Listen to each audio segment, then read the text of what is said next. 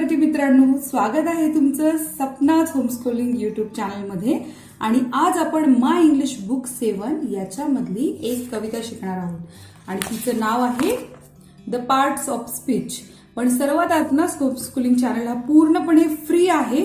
तुम्ही बिंदास सबस्क्राईबचं बटन दाबा आणि तुम्हाला तुमच्या आवडीच्या सगळ्या विषयांचे व्हिडिओ इयत्ता 7वीचे तुम्हाला इथे भेटतील. तर आज आपण सुरू करणार आहोत the parts of speech. The parts of स्पीचचा अर्थ काय? शब्दांच्या जाती. शब्दांच्या जाती म्हणजे काय? बघा, आपण मराठी भाषेमध्ये शिकलो आहोत. मराठी भाषा आपल्याला चांगली अवगत आहे. तर मराठीमध्ये पण नाम, सर्वनाम, क्रियापद, क्रियाविशेषण, विशेषण, शब्दयोगी अव्यय, उभयान्वयी अव्यय, तर अशा प्रकारचे आपल्याला शब्दांच्या जाती असतात. तर इथेही इंग्लिशमध्येही शब्दांच्या जाती आहेत. तर ह्या जातींना मात्र आपल्या नावांपेक्षा वेगळी नाव आहेत. तर ती काय आहेत ते आपण बघूयात आणि सुरू करूयात आपली कविता. ही कविता आहे म्हटल्यावर आपल्याला गायला तर पाहिजेच. तर माझ्यासोबत तुम्ही पण ही कविता थोडीशी तरी गायची आपण. Every name is called a noun, every name is called a noun, as field and fountain, as field and fountain, street and town, street and town. In place of noun, in place of noun, the pronoun stands, the pronoun stands, as he and she can clap their hands. The adjective describes, the adjective describes a thing, as magic wand or bridal ring. The verb means action. The verb means action, something done. To read and write, to jump and run. How things are done, the adverb state. How things are done, the adverb state. Acts quickly, slowly, badly, well. Acts quickly, slowly, badly, well. The preposition shows relation. The preposition shows relation. As in the street or at the station. Conjunction join in many ways. Conjunction join in many ways. Sentences, words or phrase and phrase. Sentences, words or phrase and phrase. The interjection cries out hark. The interjection cries out hark. I need an exclamation mark. I need an exclamation mark. Through poetry we learn how each. Through poetry we learn how each. Of this make up the part of speech. Of this make up the part of speech. Author unknown आहे. इतक्या छान कवितेचा author unknown आहे.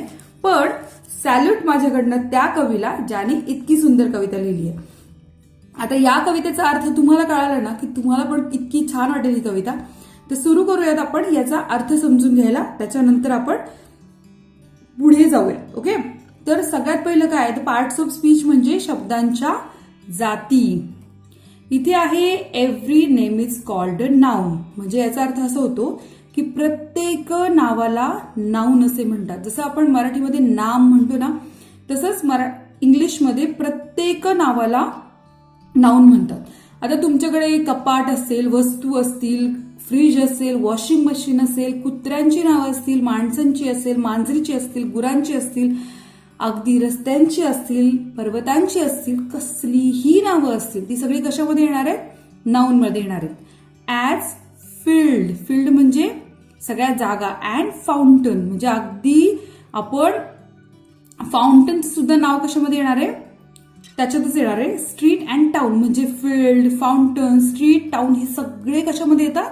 नावामध्ये येतात. मग अशीच तुम्हाला सांगितलं की प्रत्येक गोष्टी, अगदी धबधबा असेल, शेत असेल, रस्ता असेल, गाव असेल, खेडं असेल, अशी कुठलाही भाग की ज्याला नाव आहे ते सगळं नाउन मध्ये येतं. ओके, आता इन प्लेस ऑफ नाउन फार महत्वाचे, लक्षात घ्या. इन प्लेस, इन प्लेस म्हणजे त्याच्या ऐवजी. In place of noun the pronoun stands. म्हणजे नाउन मागे हटलं ना, लगेच प्रोनाउन पुढे येतं. ओके, म्हणजे in place of noun the pronoun stands. Pronoun म्हणजे काय? सर्वनाम. आपण मराठीमध्ये त्याला सर्वनाम असं म्हणतो. म्हणजे नामाऐवजी ज्याला वापरलं जातं ते प्रोनाउन. स्टँड्स काय काय? As he and she can clap their hands. म्हणजे तो तो किंवा ती टाळ्या वाजवू शकतात. पण इंग्लिशमध्ये कोणते कोणते प्रोनाउन आहेत ते मी तुम्हाला जरा थोडक्यात सांगते. आता इथे बघा प्रोनाउन कोणते कोणते, फक्त त्यांनी कवितेचं यमक जुळावं म्हणून आपल्याला काय केलंय, फक्त सांगितलं की ही और शी कॅन क्लॅप. पण इथे प्रोनाउन फक्त तेवढेच नाहीये. इथे प्रोनाउन आहे आय म्हणजे कोण, स्वतःसाठी. जसं की माय नेम इज सपना किंवा I am post graduate student असं मी म्हणू शकते. तर मी Sapna post graduate student, Sapna wants thing, Sapna is going out असं म्हणायला लागलं तर सगळे हसायला लागतील. हे काय प्रकार आहे, सपना बाहेर जाणार आहे, सपनाला हे पाहिजे असं म्हटलं तर अगदीच ते वेगळं वाटतं. तर मला हे हवंय, मला ते पाहिजे, किंवा I want this things, I don't like this things.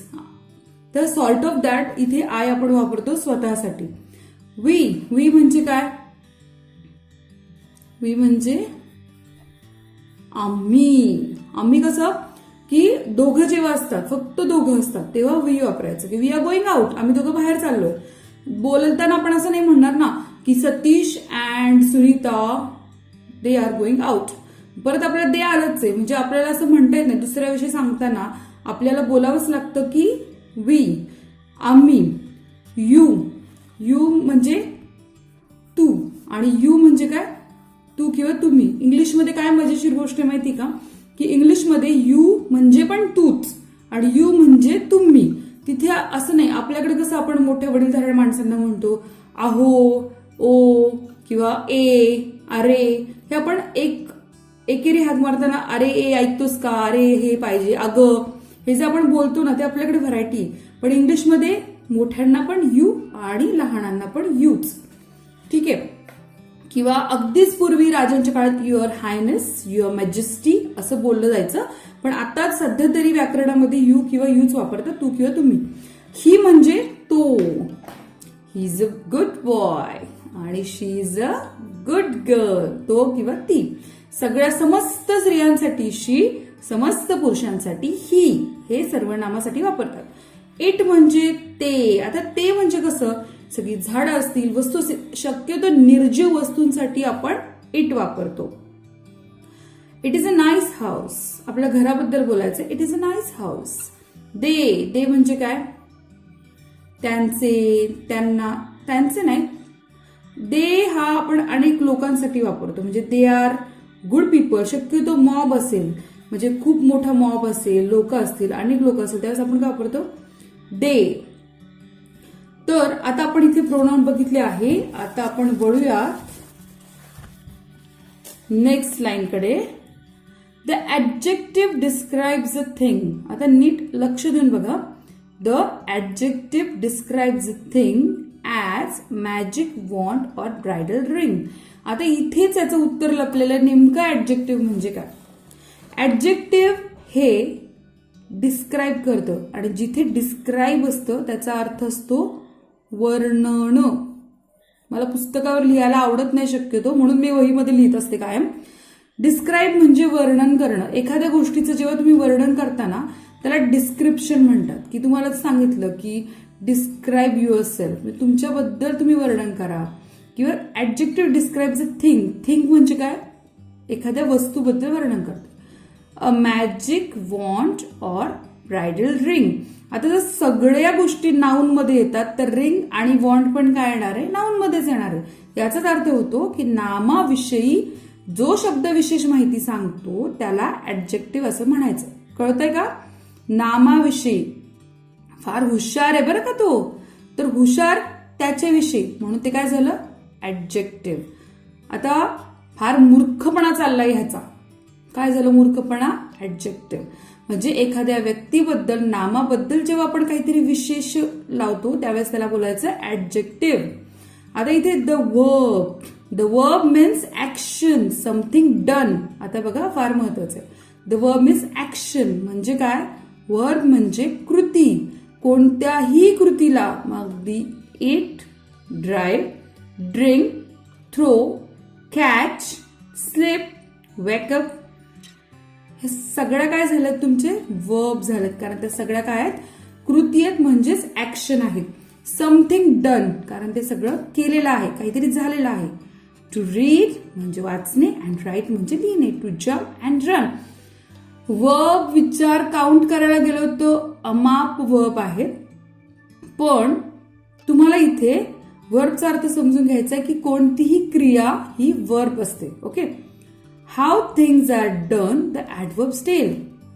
आता हे बघा, म्हणजे वर्ब म्हणजे क्रिया, ऍक्शन, हे कळलंय तुम्हाला, पण ऍडवर्ब म्हणजे काय की ती गोष्ट कशी घडलीये. आय स्लीप, ही स्लीप, तो झोपलाय, पण तो कसा झोपलाय. स्लीप क्विकली, कसा झोपला, तो पटकन झोपला. Tortoise walk slowly. टॉर्टॉइज हळू चालतं, म्हणजे मी त्याच्या चालण्याविषयी स्लोली बोलतीये. मग अशा प्रकारे जेव्हा क्रियेबद्दल माहिती दर्शवणारा शब्द असतो त्याला ऍडवर्ब म्हणायचं. Okay. The preposition shows relation as in the street or at the station. Street आणि स्टेशन काय आहेत, हे दोन्ही पण काय नाऊन आहेत. तर प्रेपोजिशन रिलेशन दाखवते कशामध्ये, आता बघूयात आपण. हे बघा, preposition shows relationship between noun or pronoun. आणि प्रेपोजिशन आपल्याला कसं ओळखायचं की ते रिलेशन दाखवतं कशात, noun or pronoun or some other element in the rest of the sentence. Preposition कोणते कोणते आहेत. With, she is with her mother, म्हणजे she is with her mother. आपण रिलेशन कोणाबद्दल दाखवतोय, नाउन बद्दल, की she is noun and pronoun. जसं की मदर, आणि मदर हे नाउन आहे आणि शी हे प्रोनाउन आहे, तर प्रोनाउन अँड नाउन मध्ये रिलेशन आपण प्रेपोजिशनने दाखवतो. जसं की at, I am at the station, मी स्टेशन जवळ उभा आहे, झालं. तर ह्या प्रकारे rat in the box, rat हे नाउन आहे, बॉक्स हे नाउन आहे, तर नाउन किंवा प्रोनाउन मधलं रिलेशन दाखवण्यासाठी प्रेपोजिशनचा वापर करायचा आहे. लक्षात ठेवा. काय काय प्रेपोजिशन, खूप बरेच प्रेपोजिशन आहे अगदी, पण यातले आपण काही मी तुम्हाला दाखवते एक्झाम्पल मध्ये. जसं की विथ आहे, ऍट आहे, फ्रॉम आहे, इन टू आहे, ऑफ आहे, टू आहे, in, for, on, by, under आणि अप. अशा प्रकारे रिलेशन्स आपण दाखवू शकतो नाउन मध्ये किंवा प्रोनाउन मध्ये. मग तुम्ही चुकणारच नाही प्रेपोजिशन मार्क करताना. ठीक आहे. सो हे प्रेपोजिशन आहे. नेक्स्ट आहे conjunctions. Join in many ways. Conjunctions join in many ways. इथे काय करायचं आपल्याला, जॉईन. जॉईन म्हणजे काय, एकत्र आणायचं. कसं. सेंटेन्सेस, काय काय आपण एकत्र आणतो, सेंटेन्सेस, वर्ड्स और फ्रेज अँड फ्रेज. आता कसं ते बघूयात. हे बघा, कंजक्शन्स याचा अर्थ असा होतो, a word that is used for joining other words और फ्रेज और सेंटेन्स. आपण बघितलंच आहे, पण कोणते कोणते येतात कंजक्शन. सगळ्यात सोपे आहेत. एक म्हणजे अँड, बट, ऑर, हे तीनच कंजक्शन आहे, तुम्ही वापरू शकता. कंजंक्शन्स हे आहेत की अँड, बट, ऑर. ठीक आहे. आता आपण वळूयात पुढे. द इंटरजक्शन क्राईज आउट हार. द इंटरजेक्शन क्राईज आउट हार. आपण एखादी गोष्ट आपल्याला अचानक कोणी पाठीत जोरात धपाटा घातला किंवा अचानक काहीतरी दिसलं रस्त्यामध्ये आडवलं, आपण जोरात ओरडतो, बाप रे, आई ग. तर हेच आहे इंटरजेक्शन. म्हणजेच याच्यामध्ये जेव्हा आपण आश्चर्यचकित होतो, धक्का बसतो, त्यालाच म्हणतो आपण इंटरजेक्शन. आणि यासाठी आपण एक्सक्लेमेशन मार्क वापरतो. हा जो वापरला ना असा, त्याला बोलतात exclamation mark. The I need and exclamation mark. म्हणजे तुम्ही नुसतं लिहिलं हार, उपयोग नाही, शून्य उपयोग, पण हारच्या पुढे हा मार्क असेल तरच याला इंटरजेक्शन म्हणतात. सो हा आहे एक्सक्लेमेशन मार्क. ठीक आहे. आता आपण बघूयात इंटरजेक्शन, अ वर्ड और phrase that is use to express surprise, pain, pleasure etcetera. आता काय काय बघा. ओ, हुर्रे, आनंद झाला, वाव, बिंगो, ब्राव, हे पण इंटरजेक्शनच आहेत. आता इथे काय बघायचंय.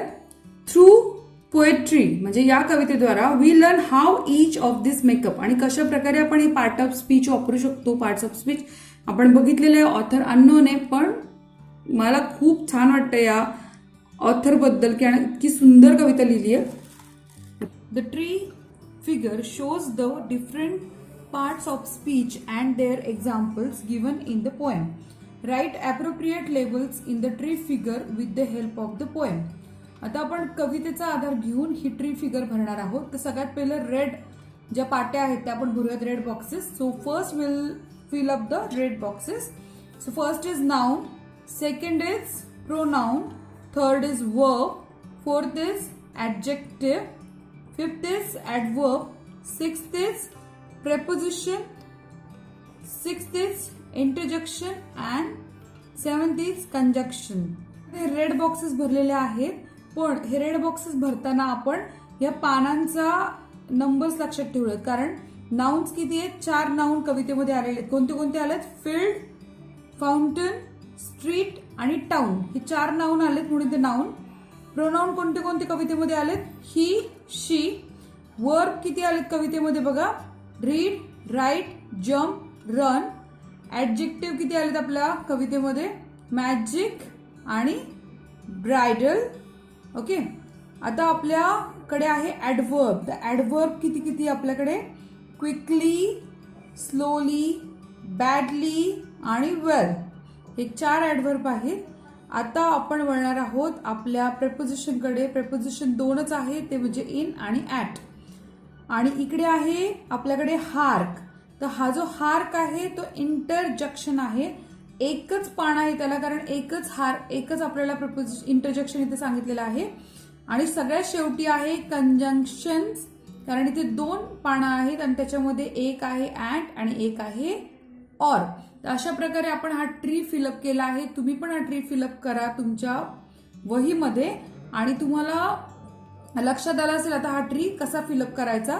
तर मला खात्री आहे की तुम्हाला हा व्हिडिओ नक्की कळाला असणार आहे. आणि जर कळाला असेल तर नक्की लाईक करा या व्हिडिओला, जास्तीत जास्त मुलांना शेअर करा आणि सपनाज होमस्कूलिंग चॅनलला सबस्क्राईब करा, कारण सबस्क्राईब करणं पूर्णतः फ्री आहे. आणि अभ्यासासाठी ऑल द बेस्ट.